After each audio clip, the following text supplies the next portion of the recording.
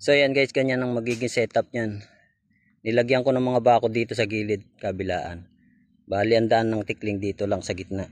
Para siguradong makaapakan nila yung ano natin. Yung trap. Lalagyan na natin ng pamain. Bigas lang. Yan. Nagdala ako ng kaunting bigas.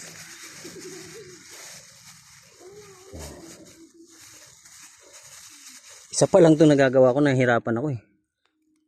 Yan. Yan, kalat lang natin dyan.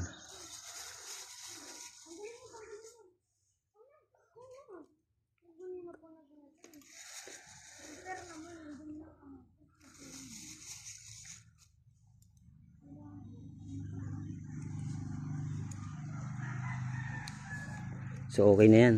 Okay na yung mga ganyang karami. Hindi naman natin kailangan marami yan. So tara na guys. Mag set up pa ulit tayo ng bago. Bali 3 gagawin ko.